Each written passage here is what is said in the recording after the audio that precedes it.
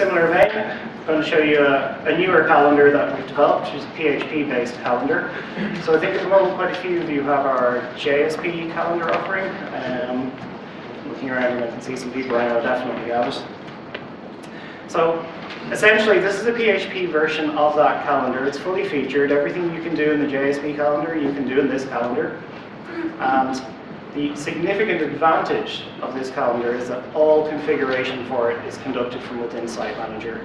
You do not need to do anything with your web server. You don't need to have any complex interaction with it. There's only one requirement for your web server, which is what my little asterisk there is, and that is that PHP is actually installed on it. But I think that's not too much of an ask. So the way this calendar works, for those of you not familiar with these, takes an XML feed of event information which is pushed out from Site Manager. That's read in by the PHP code, it's processed, parsed, and the calendars are displayed in a searchable interface for your users coming to your site. Anyone like my colors? I promise they didn't look like that originally.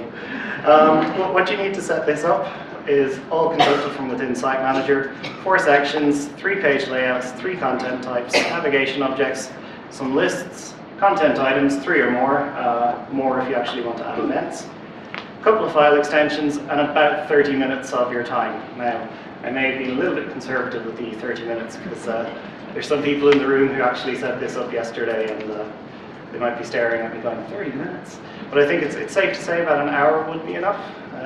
Yeah, I'm getting some nods. So anything under an hour and you're good to go. So as I said, this will output an XML file, 2 PHP files, which when stitched together will give you a calendar. Let me give you a quick overview of what that looks like. And here we go. So I've got 4 events in for this month. 2 events across 4 days. Our T4 in Boston event, which is very similar to t44u, which occurred 2 weeks earlier. And today and tomorrow for our actual t44u conference. It's a fairly standard calendar. You have a box over here which shows you the current month, which you can iterate through to get different months, etc. On that you can choose different views. So I'm looking at the entire month. If I look at just this week, I get absolutely nothing. That's not meant to happen. There we go. I'm not sure what I did. But there's the current week. And we get our conference that we're currently attending. You can jump to different months and different years, and you can restrict it based off the categories which are over here. So this event is a conference in Europe. If I search for that, it should find it. If I search for ones in the United States, I'm just going to have to switch to month view since it's an old event. I should just get my Boston event, which I do. Each piece of information that you see over here comes from Site Manager. This is a brief description entered into a basic event template. You can click through on the event and get the full information. This is all laid out as you wish it to be laid out. There's no restrictions on that. And down here you get some information associated with each event. So where it is, who's organizing it, and the website for it. These pieces of information, and need a better name for this if anyone has suggestions, I'm more than welcome to them. Or they're more than welcome. I'm calling them search additionals. They're additional bits of information that are included on this search page here. You can add as many of these as you like. You can have 0 of them, you can have 100 of them. If you have 100 of them, it might start getting a bit crowded over here. Only the ones which you've populated or which your users have populated will actually be displayed on the site. So if none of them are filled in, none of them display. I have a few extra slides in here that I don't particularly need, so I'm going to just skip. Let me show you how this is set up inside of Site Manager.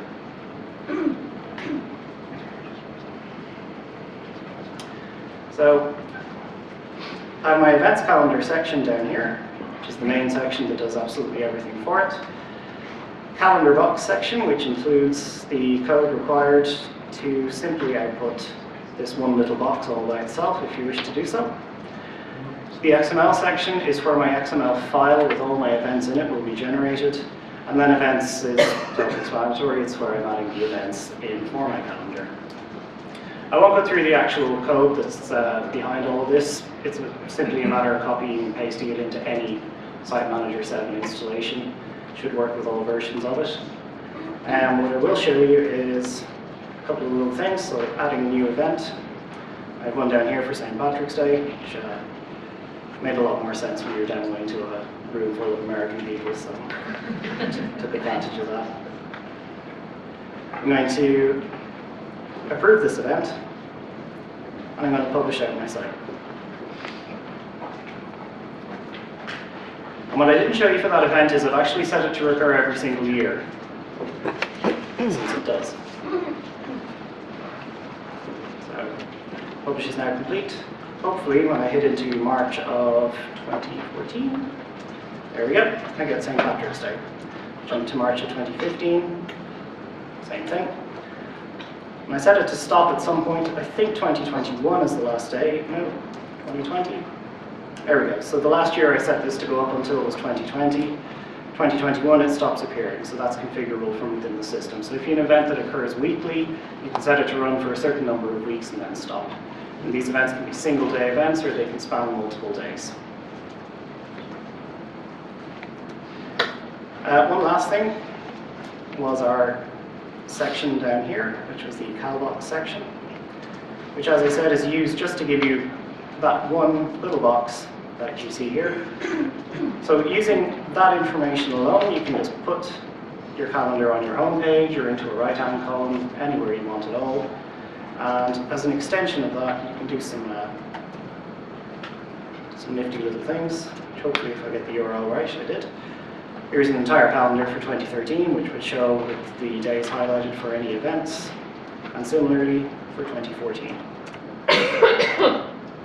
No events for 2014 except St. Patrick's Day. Only important. And that's my lot. Does anyone have any questions?